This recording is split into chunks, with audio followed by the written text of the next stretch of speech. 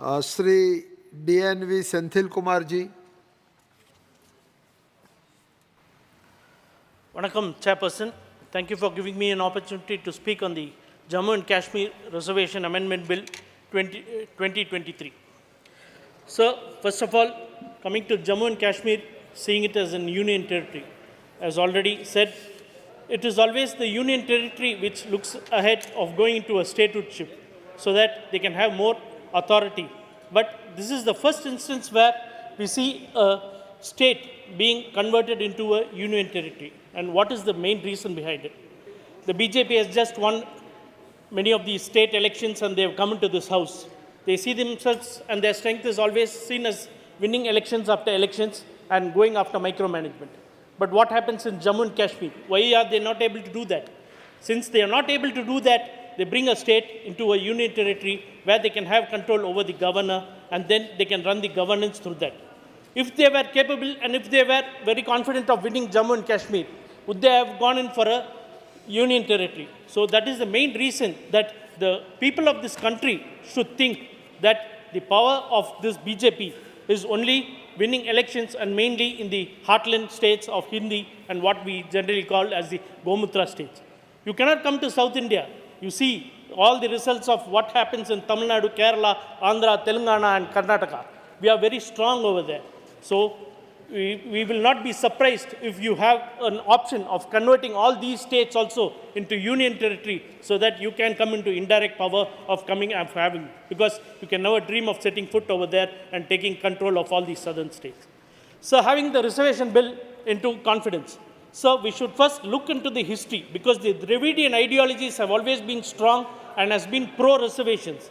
So in the early years, before independence, the country was ruled by a minority of 3% people having a majority stay in all the government jobs, work, everywhere, education.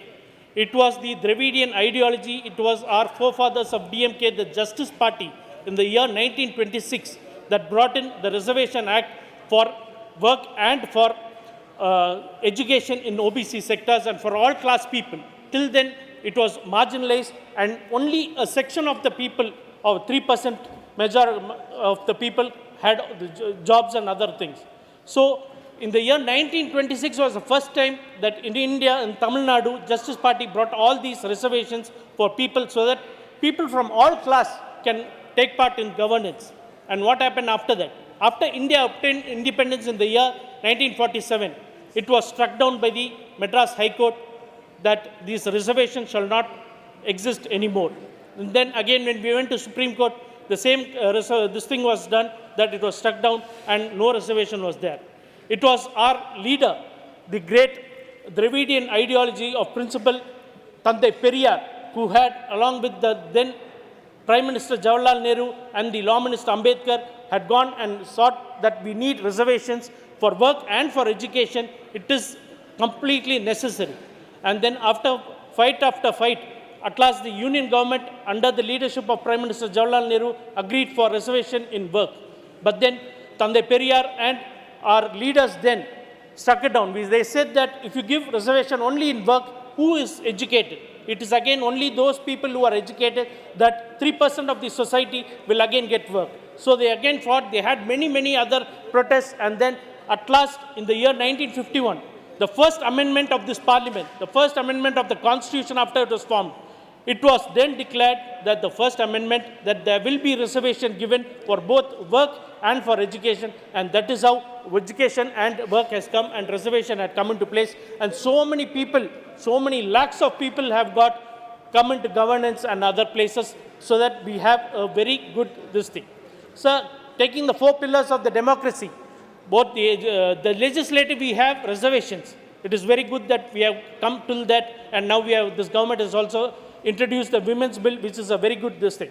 So, but coming into the executive, there is no reservation for OBCs. It is fully dominated by other castes, the so-called forward caste people, and a very marginalized section of the scheduled castes or the scheduled tribes.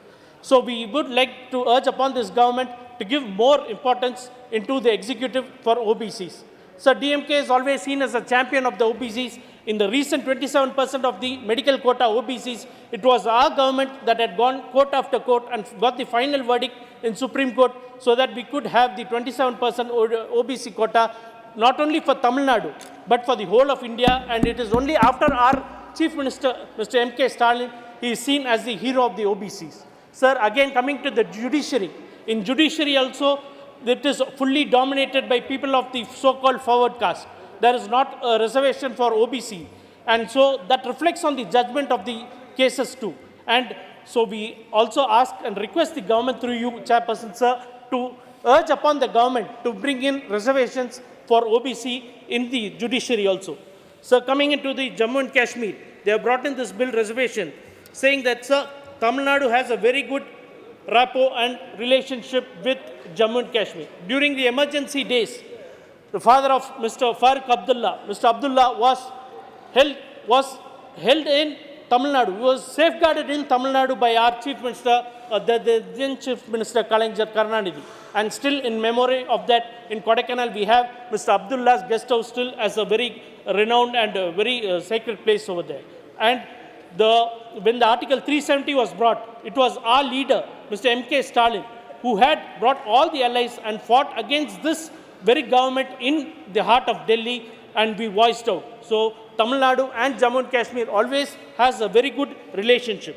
So here they say that the governed by Reservation Act because the legislation of J&K is not in place. Why is J&K legislation not in place? It is because of this government.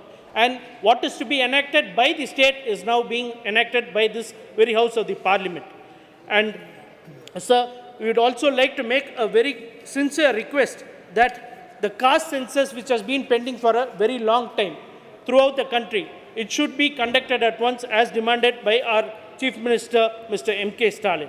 And sir, we told what are the struggles that we have got for OBC. But we see this government just handing over by a golden platter the economically weaker section 10%. So nobody has fought for it. Nobody has asked for it. Nobody has protested for it. But this government is seen in appeasing the forward caste. But the same quota, the same marks for an OBC, SC or ST is much, much higher than what is being handed over to the economically weaker section of 10%. So we request upon this government to look into that EWS section and to give in more quota for the OBCs and to conduct a caste census at the earliest for this thing. So thank you for giving me this opportunity.